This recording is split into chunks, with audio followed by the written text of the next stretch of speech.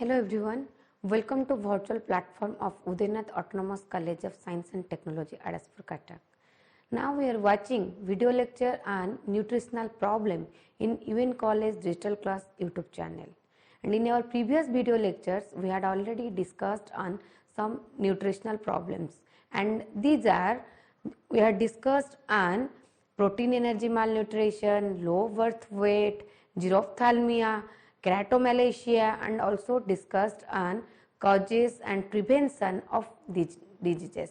And now in this lecture we will discuss on some other nutritional problems, and these are lethargism disease, and also we will discuss on endemic goiter and endemic fluorosis disease, and we will discuss on causes, symptoms and preventions of these diseases. First we will discuss on lethargism disease. Lethargism is a condition caused by eating certain legumes of the genus Lathyrus. There are three types of lethargism. There is three types of lethargism, and it's a disease which is caused by eating some certain and specific legumes, and the types are neurolethargism, osteolethargism and angiolethargism, all of which are permanent but differ in symptoms and the affected tissues. The different types of lethargism which we will discuss later, and these lethargism types are differ in nature, differ in symptoms, but they are categorized and under lethargism issue, and the different types affected the different tissues of a human being.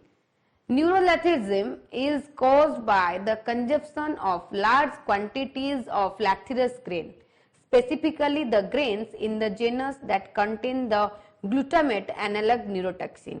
In wheat grain there is glutamate analog neurotoxin that causes the neurolethargism disease in a human body. And next is osteolethargism. Osteolethargism affects the bones and connecting tissues instead of the nervous system. It is skeletal disorder. It is caused by the toxin beta aminopropionate, which inhibits the copper containing enzyme lysyl oxidase and responsible for cross-linking procollagen and proelastin. Osteolethargism always affects the bones and tissues of a human body. When the bones and tissues of a human body will not get proper nutrients which are required for strengthen the bones and tissues of human being, then the problem arises, that is osteolethargism. And in this disease the person will face problem for movement and for walk also. Next is angiolethargism. Angiolethargism affects the collagen in blood capillaries, and it is also caused by the toxin beta aminopropionate, and it also occurs due to lack of toxin beta aminopropionate in a human body and in blood of a person. Next will prevention of lethargism. Soaking the green peas prior to cooking with fresh water, and through taking green peas, cooking with fresh water, we can prevent the disease, that is lethargism. Eating with antioxidants or mixed with cereals rich in sulfur based amino acids. We have to take sulfur based amino acids in our cereal rich food, through which we can get antioxidants for fight against lethargism issue. These are some preventions to fight against lethargism disease. Now next is endemic goiter, and endemic goiter is a type of goiter that is associated with dietary iodine deficiency. Endemic goiter is a disease which is a disease due to lack of or deficiency of iodine in a human body, and this is a disease which is related with our gland. Goiter is an enlargement of the thyroid gland. Endemic goiter occurs in iodine deficient areas, and endemic goiter disease occurs in some areas, and these are some specific areas where there is a deficiency of iodine, and through that the person will face the enlargement of the thyroid gland, and this occurs endemic goiter. Goiter can also be caused by or aggravated by the regular consumption of goitrogens such as manioc, cabbage, turnips, millet, etc. We have to intake the food in which we have to intake iodine, and through iodine we can prevent or we can eradicate the problem, that is endemic goiter. And sometimes the persons are facing some other problems due to swelling of gland or due to goiter disease. Goiter is an adaptive process. Iodine is essential for the production of thyroid hormones. Iodine deficiency impairs thyroid hormone synthesis. To compensate, the thyroid gland increases in volume. Thyroid function usually remains normal. Goiter is an adaptive process, and we have to intake iodine, and iodine is essential for production of thyroid hormone. Because lack of thyroid hormone, we will face the problem, that is endemic goiter, and we have to intake iodine in our food to avoid or to produce thyroid hormone in our blood and in our tissues, through which we can prevent the endemic goiter disease. Next is, as well as the development of goiter, iodine deficiency in pregnant women has serious consequences for the child, and these risks must be prevented by providing iodine supplementation in iodine deficient areas. In some specific areas there is deficiency of iodine, and due to deficiency of iodine the persons are facing some problems which are related with iodine deficiency or iodine deficiency disorder. And iodine is necessary, and it is a compulsory for all people, and mainly for pregnant women. At the time of pregnancy, if the woman is not taking proper quantity of iodine in her food, then the person or the woman will face the goiter related problem, or the woman has effect on the children's health or the effect on the baby's health.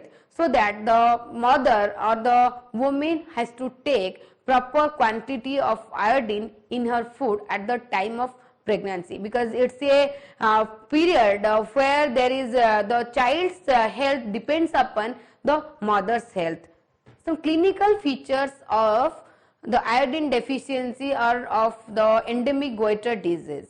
The WHO proposes a simplified classification based on the significance of goiter. According to WHO, it proposes some classifications. These are group 0, means in group 0 there is normal thyroid or no palpable or visible goiter. In group 0 there is we can't detect from any touch or we can't feel the goiter, and it's not visible. And in group 1, enlarged thyroid, palpable but not visible when the neck is in the normal position. In this group there is enlarged thyroid, and in enlarged thyroid, that is palpable, means it is touchable. Through touch we can detect the thyroid, but it's not visible for outside people. We can't see the problem or we can see the symptoms, but we can feel the symptom which is in normal position of the neck also. We can feel the symptoms through touch, and that is enlarged thyroid. And next is group 2.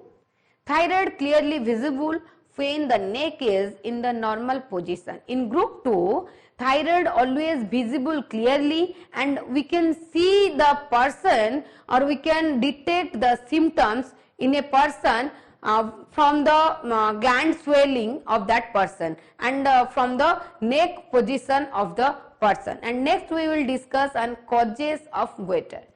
Endemic goiters occur in people in certain parts of the world who do not get enough iodine in their diet.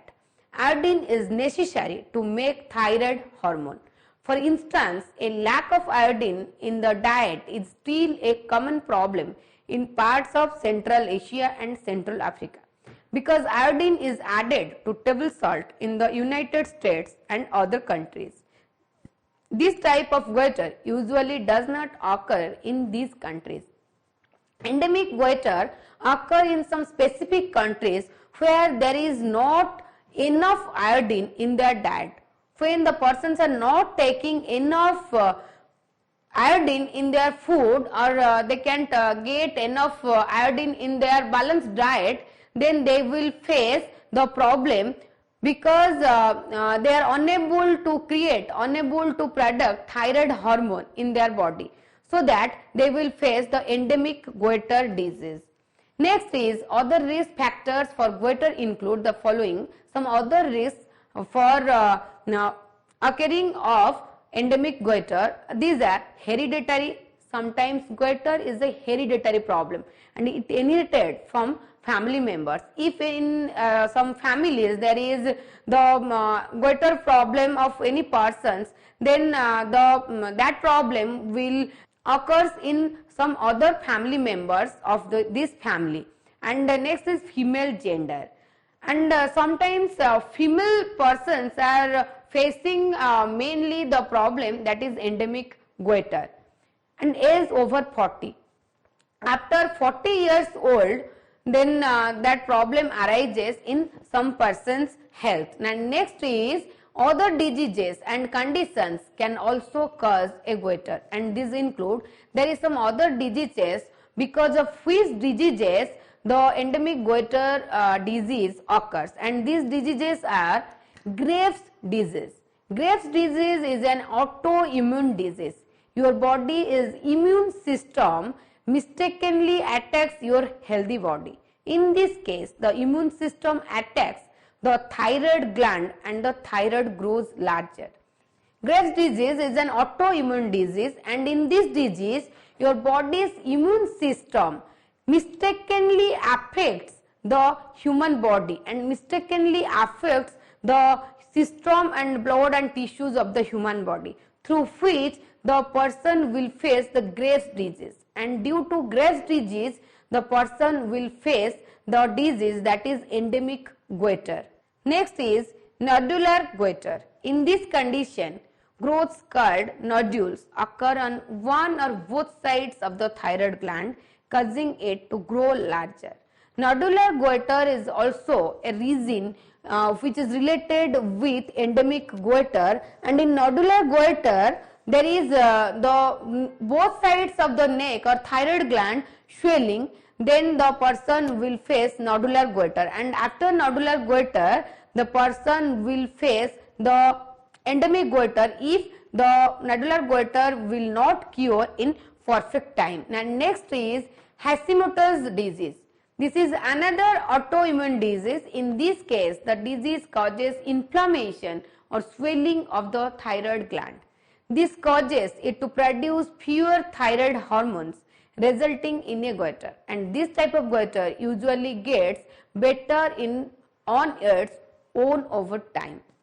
Hashimoto's disease is also an autoimmune disease, and in this disease the swelling of the thyroid gland occurs, and after that it results the endemic goiter when the disease will not cure at the preliminary stage, and it always causes because it due to Hashimoto's disease we cannot produce thyroid hormone, and it results the bad effect in our goiter, so that we will face the problem that is endemic goiter.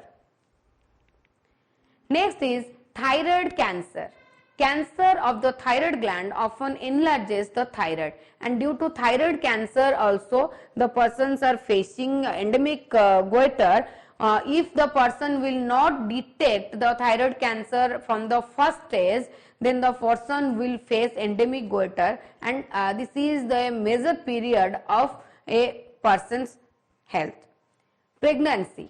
Human chorionic gonadotropin, a hormone that a woman produces during pregnancy, can cause the thyroid to grow. At the time of pregnancy, the woman produces the hormone that is chorionic gonadotropin, and which causes or which is the region of thyroid hormone creating in a human body or in a woman body at the time of pregnancy. And if the woman is unable to create that hormone, then the woman will face endemic goiter problem at the time of pregnancy. And next is thyroiditis.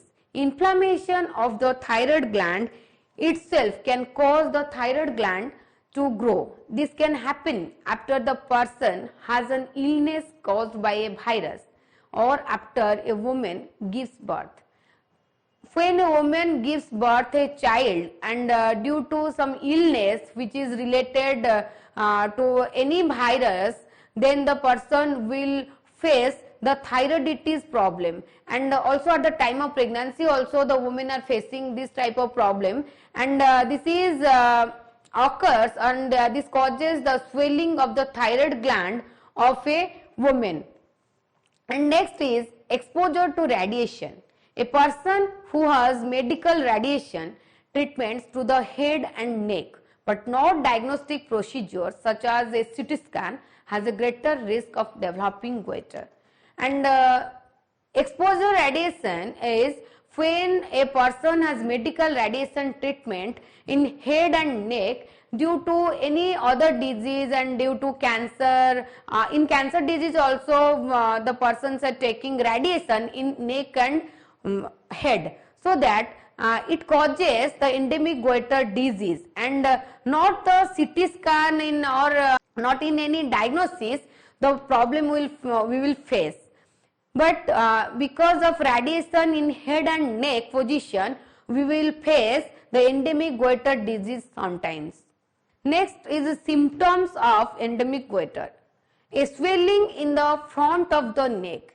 If our in front of the neck is swelling, then that is a symptom of endemic goiter. A feeling of tightness in the throat area. If we are feeling tightness when we are talking with other persons, then that symptom is due to endemic goiter disease. And next is hoarseness or scratchy voice. When we are talking or when we are discussing or interacting with other persons and we are facing scratchy voice, then that is also a symptom of endemic goiter disease. Neck vein swelling. Sometimes some person neck vein is swelling, and this is a symptom of endemic goiter disease. Dizziness when the arms are raised above the head. If we are facing dizziness problem when we are raised our arms above the head, then that is a symptom of endemic goiter disease. Other less common symptoms include difficulty breathing and coughing, and some other common symptoms which are difficulty in breathing and sometimes we are coughing, that is also common symptoms of endemic goiter disease. And next is prevention. The objective of prevention is to reduce the consequence of iodine deficiency in neonates and children. And now we have to prevent from the disease that is endemic goiter, and through prevention we can know about the iodine deficiency of the neonates and the children also. We have to detect, we have to determine the iodine deficiency in the blood and cells and tissues of the neonates and children, and through which we can prevent the endemic goiter disease. Supplying iodized salt through national programs is the recommended method of prevention. Supplying iodized salt is also a method or also a prevention through which we can prevent or we can fight against endemic goiter disease. And this is a national program, in which program from the government they are providing iodized salt for all people for getting the iodine in their food. Because of deficiency of iodine, different issues arises in human body, so that we have to intake iodine in our body properly, and we have to intake iodine in daily basis and regular basis in our food, and we have to add in our balanced diet to maintain a healthy life. For prevention in populations living in iodine deficient areas where iodized salt is not available, and for curative treatment of patients with goiter, use iodized oil according to national protocols. When if any areas there is not getting iodized salt, and there is lack of iodized salt, then we can cure or we can prevent that disease through providing iodized oil. We have to use iodized oil according to national protocols or according to World Health Organization. This is a chart. There is two columns. One is population and other one is iodized oil. Protocols once yearly 190 milligram capsule, and for children under 1 year there is 1 capsule, and children from 1 to 6 years means those who are in between 1 year to 6 years, there is need of 2 capsules, and children from 6 to 15 years there is need of 3 capsules for them for getting proper iodine. Pregnant or lactating women or women of childbearing age, there is need of 2 capsules for them. And next we will discuss on some other curative and preventions also. Curative and preventive single doses are the same. Oral treatment is preferred. We can cure or prevent from the endemic goiter disease through taking oral treatment or through taking iodized salt or iodized oil for eradicate the endemic goiter disease. The target populations are pregnant and breastfeeding women and women of childbearing age and children. And in this prevention, the target populations are the pregnant women and the women who are providing breastfeeding to their children, and also the woman who has age in between the age of childbearing. When the women have age in which age they can bear a child, so that they have to intake proper iodine, and they are the important and targeted persons in the program, in which program the government has planned for providing iodine, because the health of a child, the health of a baby depends upon the health of her mother. So that there is government giving importance to them, and also government giving importance to the children, because childhood period is a major period where there is necessity of taking care of their health. So the targeted people are them, those who have importance for future life. In children, goiter disappears after several months. It disappears more slowly. In adults, despite restoration of normal thyroid function in 2 weeks. Surgery is only indicated for patients with local mechanical dysfunction. Sometimes there is need of surgery if the patient is very serious. Next is endemic fluorosis. Fluorosis is a crippling disease resulted from deposition of fluorides in the hard and soft tissues of body. Fluorosis means when a person is unable to walk or unable to move from one place to another place. That is the disease which is fluorosis disease. And in fluorosis disease, there is lack of deposition of fluorides in every hard and soft tissues of human body. It results in major health disorders like dental fluorosis, skeletal fluorosis, and non-skeletal fluorosis. People exposed to large amounts of fluoride show dental effects much earlier than the skeletal effects. And in endemic fluorosis, there is different results. These are dental fluorosis, skeletal fluorosis, and non-skeletal fluorosis. Dental fluorosis affects children and discolors and disfigures the teeth. In dental fluorosis, the children are facing the teeth are discolors and disfigures, and when the teeth are going to yellowish and sometimes the teeth are going to blackish, so that this occurs due to dental fluorosis, and also sometimes the teeth are disfigured. They have no sufficient space for teeth. Next is skeletal fluorosis. It affects the bones and major joints of the body like neck, backbone, shoulder, hip and knee joints, resulting into severe pain, rigidity or stiffness in joints. In skeletal fluorosis, this fluorosis affects the joint of the human body like backbone, neck, knee, elbow.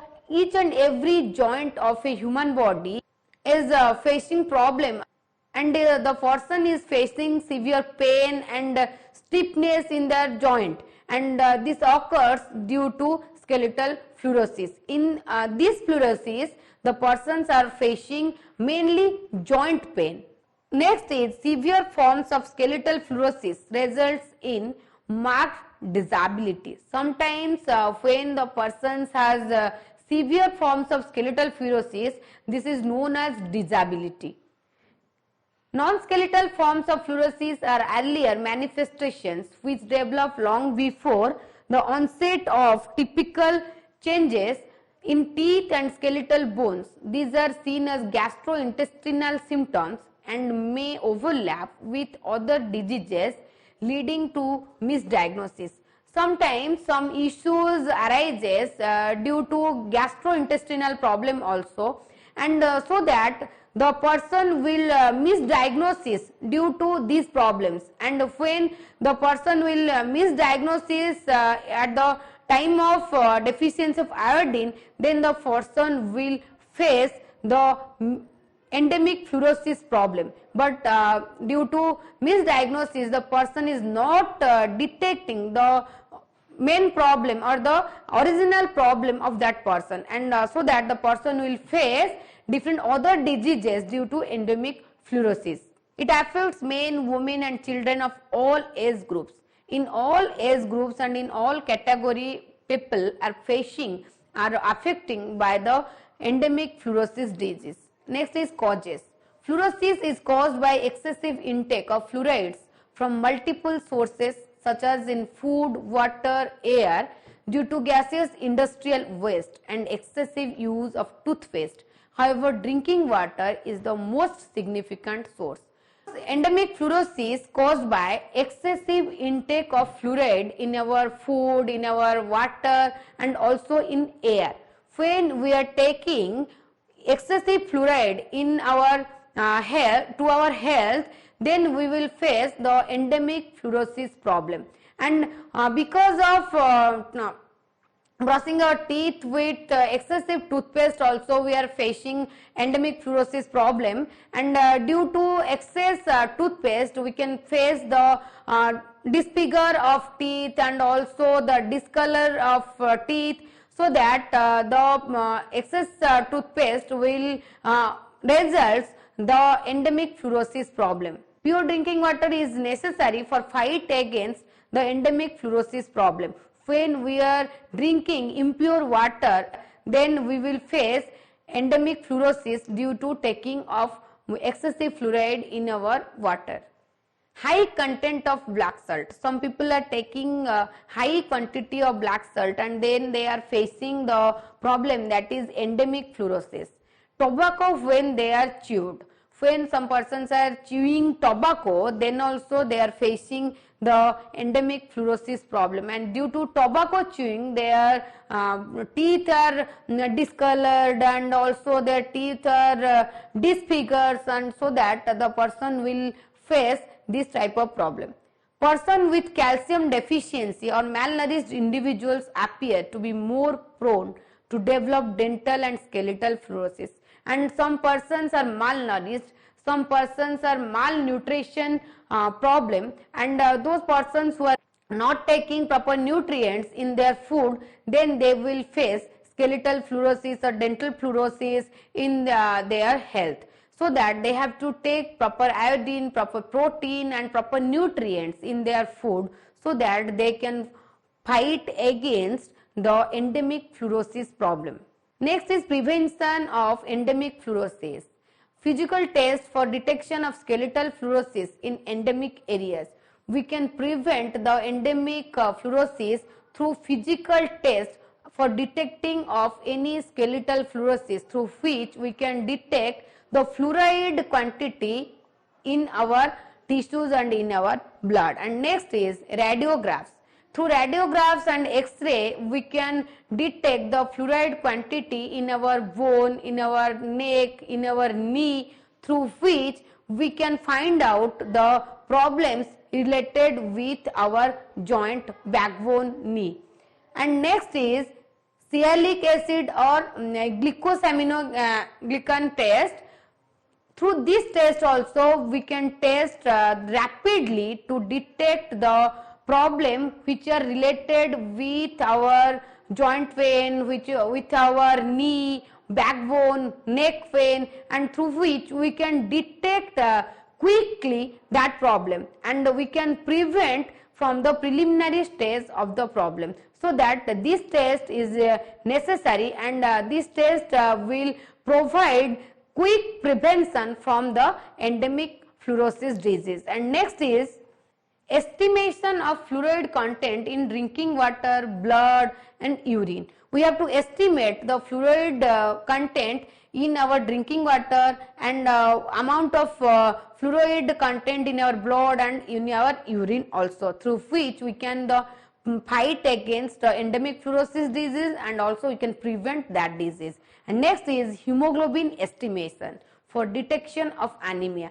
Through hemoglobin estimation we can prevent the disease, that is endemic fluorosis, and through which we can detect the anemia problem, so that we can fight against the disease which is endemic fluorosis.